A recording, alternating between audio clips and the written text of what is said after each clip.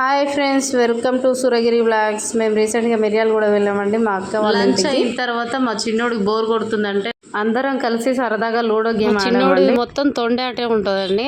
ఆట ఆడి వాడు ఓడిపోతే మాత్రం కాయలు వాడు చంపుతాడు, కానీ వాడి కాయలు ఎవరు చంపొద్దు. చంపితే వాడు ఊరుకోడు, ఏడుస్తాడు.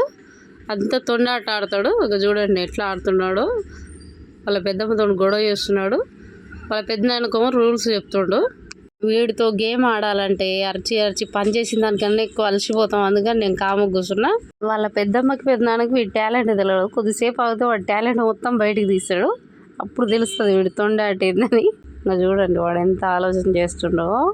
ఆల్రెడీ వీళ్ళు మార్నింగ్ గాలిపటం ఎగరేసి దారం మొత్తం చిక్కు చిక్కు చేసారండి. అది తీసుకొచ్చి మమ్మల్ని మంచిగా చేసి అది దాన్ని నేను చిక్కు తీస్తున్నాను. వీడు ఆడిన తొండాట కాకుండా వాళ్ళ పెద్దనాన్నకి ఆ రూల్ ఈ రూల్ చెప్తుండు. మళ్ళా వాడు ఓడిపోతాను తెలిస్తే మధ్యలో ఇంకా వద్దు ఆడను, నేను ఆడను అంటాడు.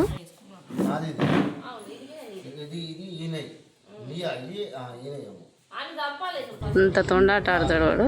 ఇలా సాయంత్రం అయిపోయింది. ఇక పిల్లలందరూ ఎగ్జిబిషన్ పోదామని ఒకటే గోల చేస్తారండి. ఇక తప్పదానికి ఎగ్జిబిషన్ తీసుకెళ్ళాము. చలిగా ఉంది, అందరం స్వెటర్లు వేసుకొని బయలుదేరాం.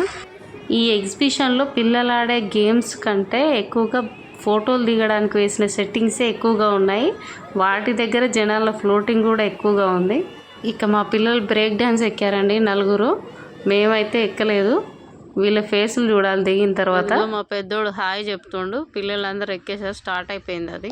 నువ్వు నాకు నచ్చావు సినిమాలో సీన్ రిపీట్ కాకపోతే సరిపోతుంది.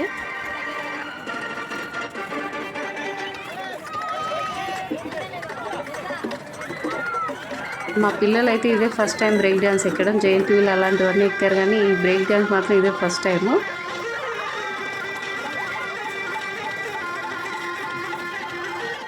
వాళ్ళ అన్నయ్య పక్కన కూర్చున్నాడు, అందుకే భయపడలేదు. వాడు చాలా జాగ్రత్తగా చూసుకుంటాడు వీళ్ళని. వీళ్ళు బ్రేక్ డాన్స్ దిగారు. చాలా భయపడతాడు. దిగుతామండి. చూడండి ఈ సెట్టింగ్స్ మొత్తం రియల్ గా అనిపిస్తున్నాయి కదా. మీకు కూడా అలా అనిపిస్తే కామెంట్ చేయండి. ఇక్కడ ఈ సెట్స్ అన్ని చూస్తూ తిరుగుతూ ఫోటోలు దిగుతూ ఉంటాయి. రియల్ గానే దుబాయ్, సింగపూర్, ఆగ్రా వెళ్ళొచ్చిన ఫీలింగ్ కలిగింది. చాలా బాగుందండి.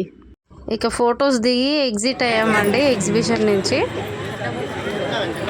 పాపం పిల్లలు ఎగ్జిబిషన్ అంతా తిరిగి అలసిపోయారండి. అదేమైనా మామూలుగా ఉందా, బాహుబలి సెట్ అంత ఉంది.